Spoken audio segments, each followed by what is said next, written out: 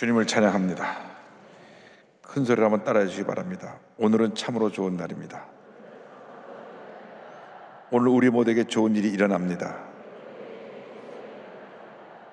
믿음의 고백대로 좋은 일이 일어날 것입니다. 오늘 마가복음 14장 12절 이하의 말씀 가지고 마지막 만찬을 중심으로 해서 말씀의 은혜를 나누기 원합니다. 마지막 만찬 준비하는 내용이 12절 이하에 나옵니다. 12절 다 같이 보겠습니다. 무교절의 첫날 곧 6월절 양 잡는 날에 제자들이 예수께 여짜오되 우리가 어디로 가서 선생님께 6월절 음식을 잡수게 준비하기를 원하시나이까 하매. 이 무교절은 유대인의 달력으로 니산월 14일 그 6월절을 중심으로 해서 시점으로 해서 일주일간 지내는 절기입니다. 근데 유대인 달력이 우리 달력하고 좀 다릅니다. 태양력과 음력을 같이 쓰고 있는데 음력을 중심으로 해서 달이 이렇게 차는 그 주기를 봐서 29일에서 30일이 한 달입니다. 그러니까 1년이 353일 되는 날도 있고 354일 되는 날도 있고 355일 되는 날도 있습니다. 주로 354일이 많이 됩니다. 그러다 보니까 1년이 365일이 우리가 쓰는 달력하고 354일 하니까 날짜가 차이 나니까 그 날짜를 메꾸기 위해서 19년간 7번 윤달을 집어넣습니다. 그래서 이 유대인들이 그 달력을 가지고 지키기 때문에 윤달이 들어올 때 안 들어올 때 늘 이 6월절 절기가 바뀝니다. 보통 3월, 4월 달에 6월절 절기를 지키게 되는데 6월절하고 예수님의 고난이라고 같은 날이고 부활절이 고난일 3일 후니까 우리 부활절이 늘 3, 4월에 왔다 갔다 하는 것도 연관이 있습니다. 그래서 이스라엘 달력은 그렇게 된다. 목사님 복잡해서 도무지 모르겠어요. 그냥 물으셔도 됩니다. 그게 중요한 건 아니고 유대는 달력이 우리 달력하고 다른데 음력을 기준으로 해서 지키다 보니까 윤달이 들어가는데 19년에 한 7번 정도 들어간다. 그래서 이 우리 달력하고는 차이가 있다는 것을 알고 그냥 지나갑니다. 그래서 이 6월절이 언제 시작됐느냐? 430년 동안 애굽에서 종살이하던 이스라엘 백성이 출애굽할 때 마지막 10번째 재앙이 6월절 사건인데 이때 흠없는 어린 양을 준비해서 이스라엘 첫 태생의 죽음을 그 어린 양이 대신하도록 했습니다. 출애굽기 12장 3절 6절에 이렇게 설명됩니다. 너희는 이스라엘 온 회중에게 말하여 이르라. 이달 열흘에 너희 각자가 어린 양을 잡을지니 그 가족대로 그 식구를 위하여 어린 양을 취하되 이달 열 나흘까지 간직하였다가 해질 때에 이스라엘 회중이 그 양을 잡고. 그러니까 이 흠없는 어린 양을 준비했다가 니산월, 그러니까 우리 현재 달력으로는 3월이나 4월 달 되는 그 기간에 이스라엘 종교 달력이 새해 첫 달이 바로 이 니산월인데 그때 10일 날 양을 잡아놨다가 14일 날 피를 흘려 그 양고기는 구워 먹고 피는 문인방과 문 좌우 기둥에 발라서 죽음의 사자가 넘어가게 하고, 그래서 6월절 패스오버 했다. 넘어갔다는 의미로 한자 언어가 6월이라는 뜻입니다. 넘어갔다는 의미입니다. 그리고 순수 말로 우리나라 말로 표현하면 넘어간 날, 그게 6월절의 뜻입니다. 그래서 죽음의 사자가 넘어가서 피를 바른 모든 이스라엘 백성들의 첫 태생은 다 살았고 애굽에 피를 바르지 않은 모든 첫 태생, 그러니까 바로 왕의 첫 아들부터 시작해서 첫 태생이 이제 남자만 해당됩니다. 남성만 해당돼요. 그 모든 가축의 수컷까지 다 죽었어요. 여기 계신 여자분들은 그때 살았어도 한 사람도 안 죽었습니다. 물론 우리 남자들도 다 하나님의 자녀들이니까 어린양의 피를 발라 살았겠죠. 믿지 않은 사람은 다 그를 받아들이지 않은 애굽의 모든 사람이 다 첫 태생을 잃게 된 것입니다. 그렇죠? 그것을 기념해서 계속 이스라엘의 가장 중요한 절기를 지키는 것이 유월절이고 무교절입니다. 근데 이제 그 유월절을 준비하라, 주님의 마지막 만찬입니다. 그래서 13절로 14절 16절에 이 같은 설명이 이어집니다. 다 같이 보겠습니다. 예수께서 제자 중에 둘을 보내시며 이르시되 성내로 들어가라. 그리하면 물 한 동이를 가지고 가는 사람을 만나리니 그를 따라가서 어디든지 그가 들어가는 그 집 주인에게 이르되 선생님의 말씀이 내가 내 제자들과 함께 유월절 음식을 먹을 나의 객실이 어디 있느냐 하시더라 하라. 그리하면 자리를 펴고 준비한 큰 다락방을 보이리니 거기서 우리를 위하여 준비하라 하시니 제자들이 나가 성내로 들어가서 예수께서 말씀하신 말씀대로 만나 유월절 음식을 준비하니라. 예수님이 제자 둘을 보내서 물동이를 이구하는 사람한테 그 사람을 따라가라. 가서 그 주인에게 우리 주인께서 유월절 만찬할 장소를 쓰기를 원합니다 하면 그 집 다락방을 보여줄 텐데, 우리가 말하는 그런 다락이 아니라 완전히 그 2층에 큰 작은 그 강당 같은 큰 공간이 있는데 그곳을 이제 다락방이라고 부르는데 사실은 다락방이 아니라 2층이라고 합니다. 어퍼룸이니까 2층에 있는 큰 거실을 빌려서 거기서 유월절 만찬을 하도록 부탁하니까 우리가 그 방이 준비되어 있다고 그 방을 쓰라 그래서 이제 그 방에서 마지막 만찬합니다. 근데 두 사람이 누굴까? 누가복음에 보면 두 사람이 베드로와 요한인 걸 알 수 있습니다. 누가복음 22장 8절입니다. 예수께서 베드로와 요한을 보내시며 이르시되 가서 우리를 위하여 유월절을 준비하여 우리로 먹게 하라. 그래서 가서 그 다락방을 이제 가서 살펴보고 여기서 만찬하면 되겠구나 하고 이곳에서 우리가 마지막 유월절 만찬하겠습니다 주인에게 말해놓고 와서 이제 예수님께 보고하고 그다음 12제자가 가서 거기서 마지막 만찬하는 장면이 17절 이하입니다. 10절부터 21절입니다. 저물매 그 12를 데리시고 가서 다 앉아 먹을 때에 예수께서 이르시되 내가 진실로 너에게 이르노니 너희 중에 한 사람 곧 나와 함께 먹는 자가 나를 팔리라 하신대. 그들이 근심하며 하나씩 나는 아니지요 라고 말하기 시작하니 그들에게 이르시되 12 중에 하나 곧 나와 함께 그릇에 손을 넣는 자니라. 인자는 자기에 대하여 기록된 대로 가거니와 인자를 파는 그 사람에게는 화가 있으리로다. 그 사람은 차라리 나지 아니하였더라면 자기에게 좋을 뻔하였느니라 하시니라. 마지막 만찬 자리에서 여기 12명 중에 한 사람이 나를 배반할 것이다. 가장 가깝게 예수님을 따라다니면서 3년 반 동안이나 예수님을 섬기고 그 놀라운 기적의 현장에 참여하고 그 귀한 사역을 펼친 사람 중에 한 사람이 나를 배반할 것이다.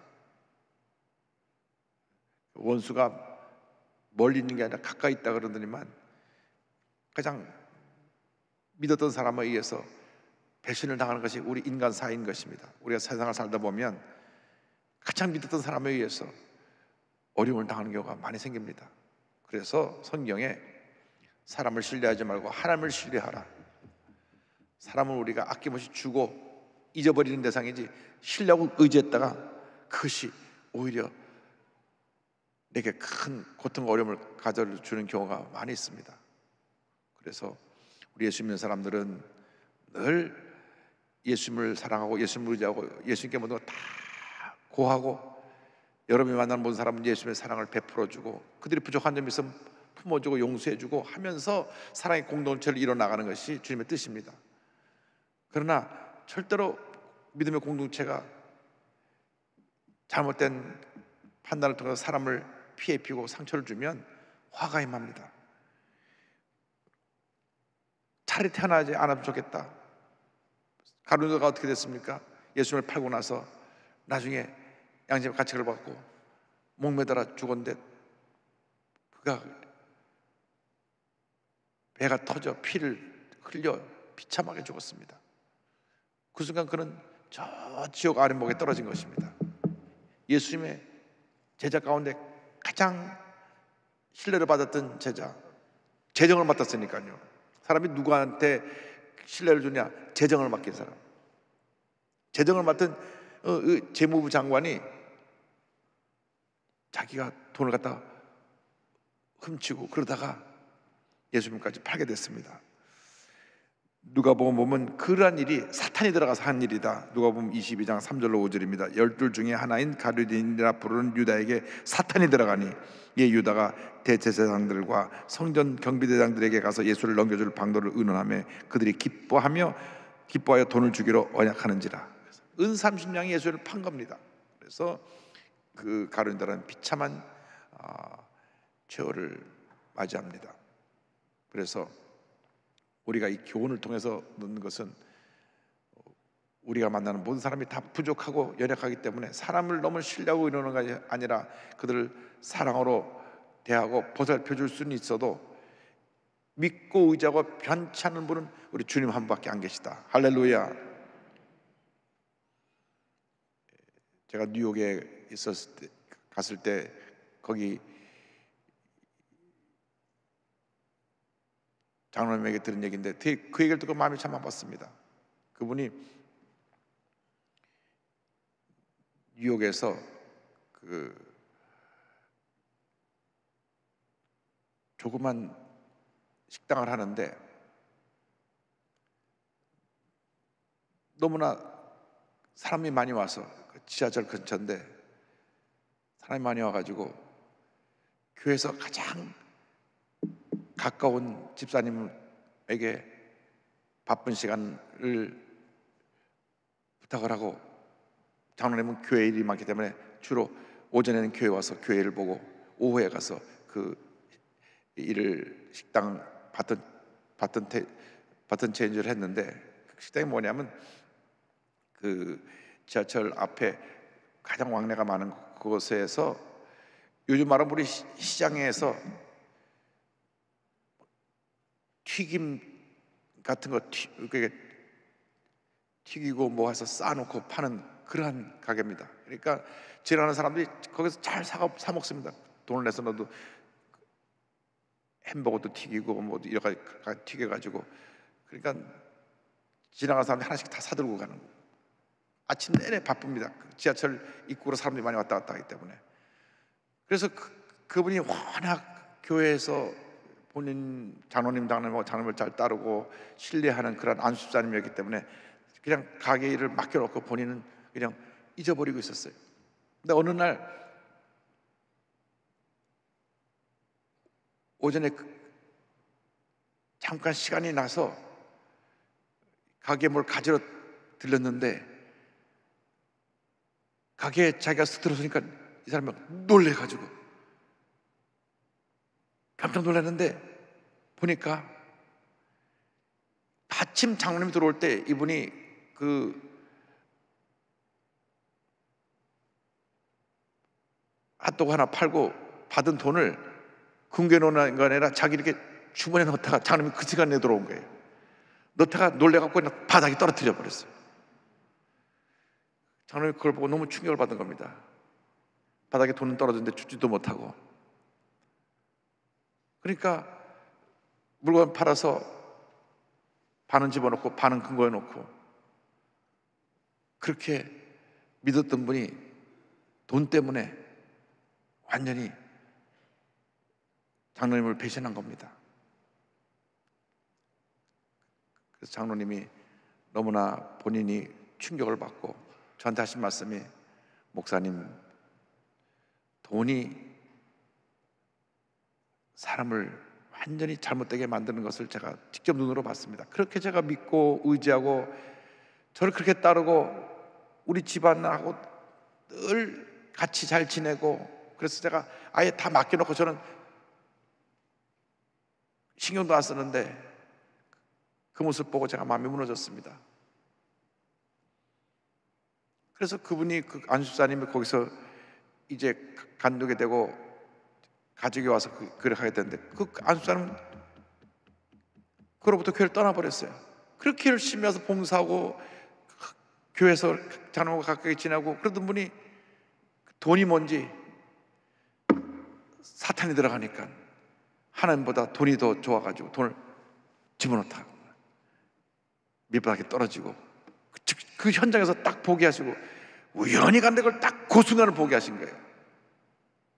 그래서 교회를 떠나버리니까 그 본인의 영혼은 얼마나 불쌍한 영혼이고, 그분이 딴 데 가서 회개하고 예수 잘 믿었으면 되겠지만, 그리고 세상에 돌아다니면 가룟처럼 버림받을 인생이 될지도 모릅니다.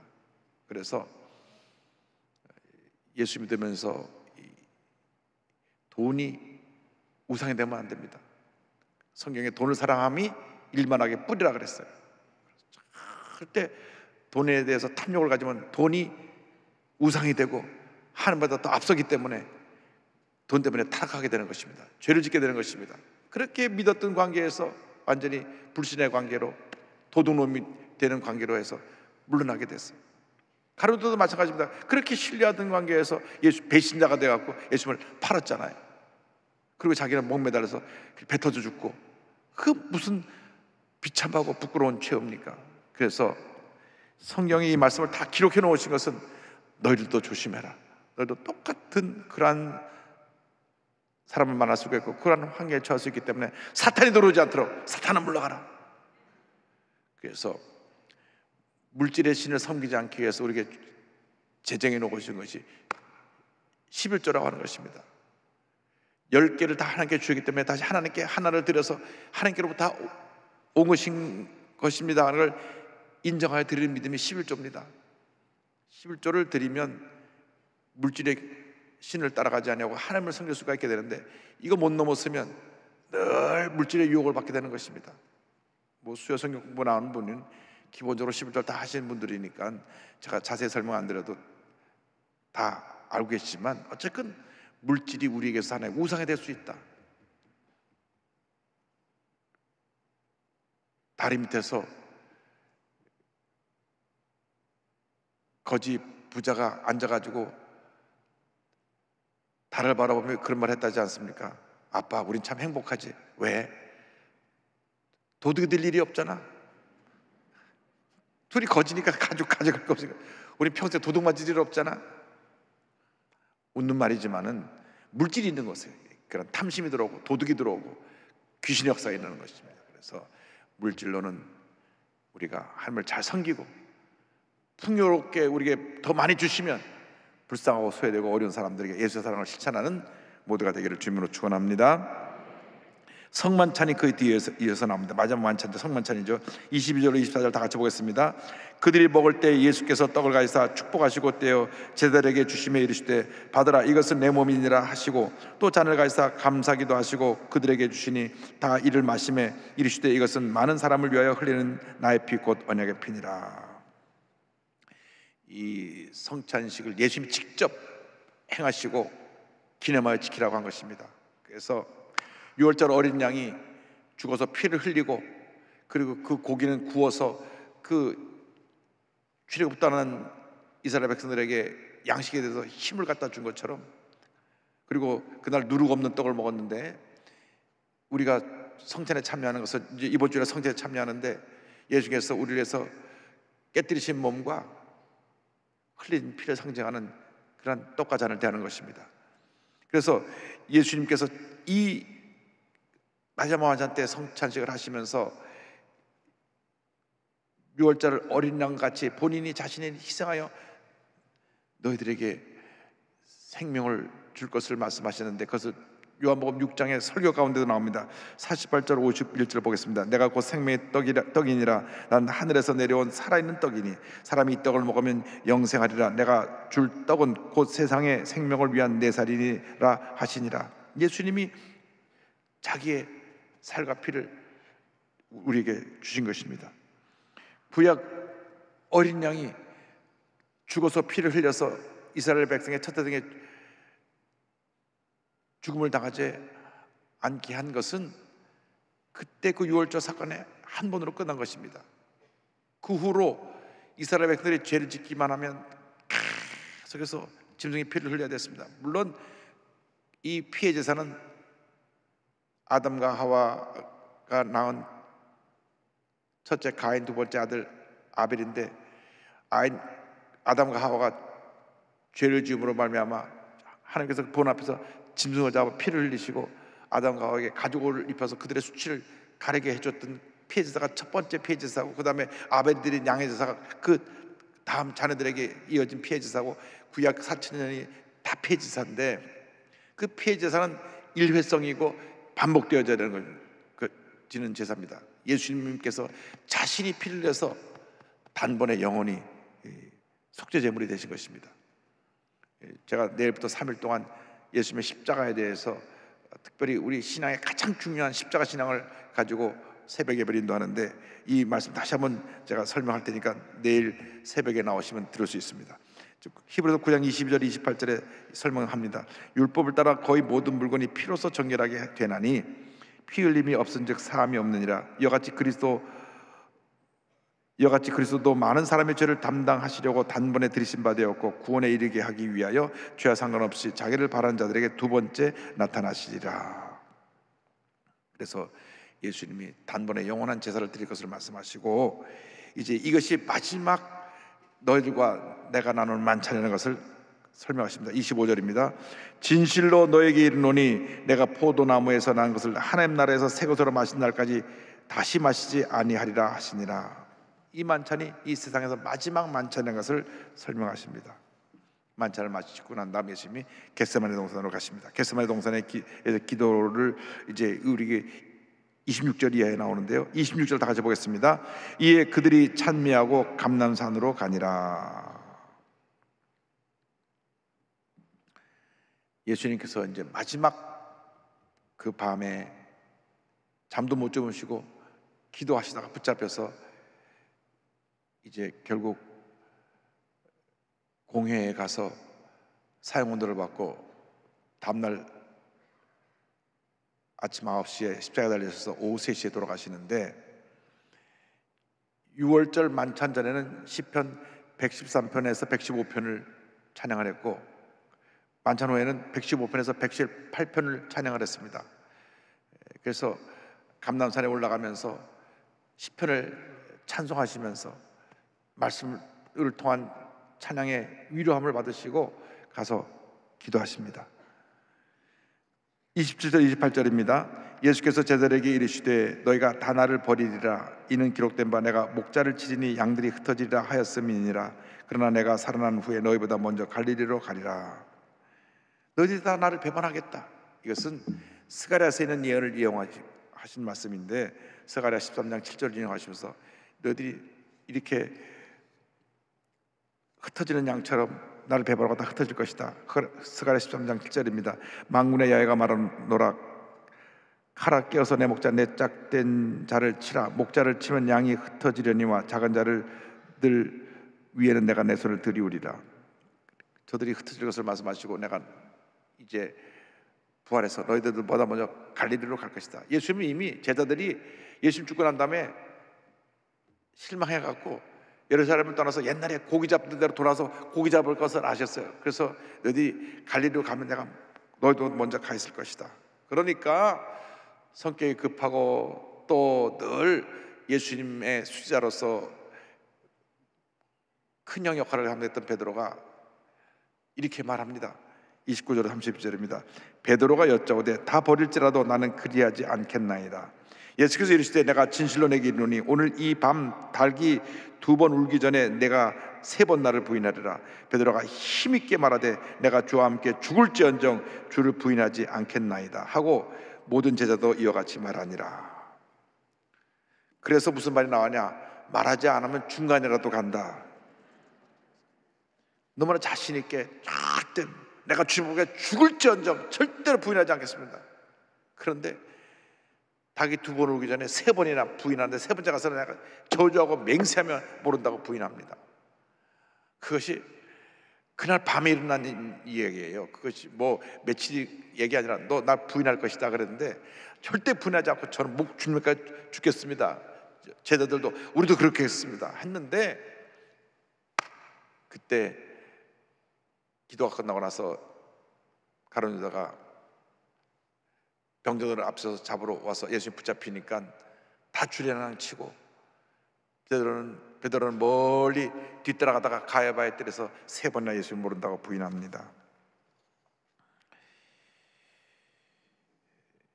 우리는 늘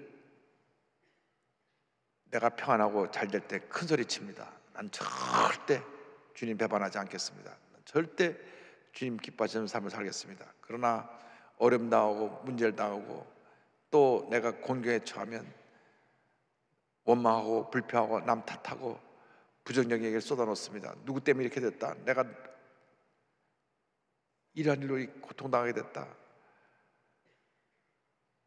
어떤 분은 그럽니다. 하나님이 살아계시다면 내가 나한테 왜 이런 일이 다 오느냐, 하나님을 원망하기도 합니다. 사람 탓하기도 하고 하나님을 원망하기도 합니다. 평상시는 내 무엇 주님께 바치니까 내가 목숨 바쳐 주님을 사랑하고 주님을 섬기겠습니다. 내가 어떤 환난과 핍박하다도 나는 주님 한마디로 만족합니다. 그렇게 고백하는데 실제로 삶의 현장에서는 그렇지 않은 경우가 많이 있습니다. 우리는 그 순간 베드로가 되는 것입니다. 예수를 3번 부인한 베드로가 되는 것입니다. 주님, 저들의 연약함을 용서하여 주시고 우리들이 입술로 주님 앞에 범죄하지 않게 하여 주옵소서.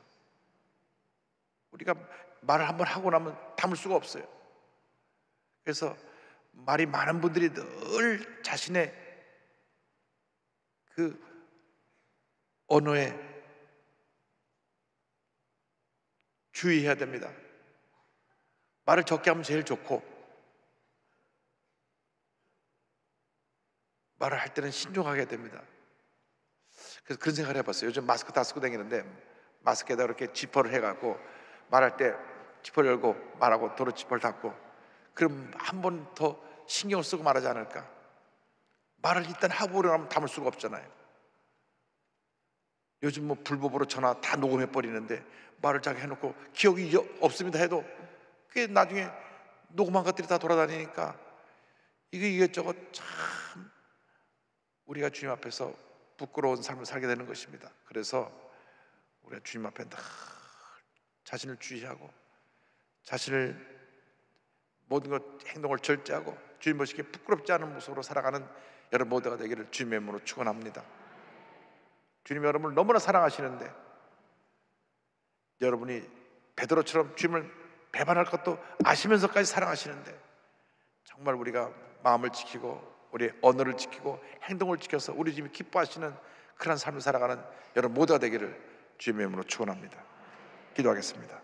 사랑과 은혜와 자비가 원하신 하나님 아버지, 우리들이 끝까지 주님만 믿고 의지하고 주님을 따라가게 하여 주시고 가룟유다처럼 예수를 배반하지 않게 하여 주시고 사람을 배반하지 않게 하여 주시고 베드로처럼 예수를 부인하지 않게 하여 주시고 베드로처럼 사람 앞에서 주님 영광 가리는 일이 없도록 우리 자신을 늘 지켜 우리 주님이 기뻐하시는 삶을 살아갈 수 있도록 은혜 내려 주시옵소서. 예수님의 이름으로 기도 올리옵나이다. 아멘.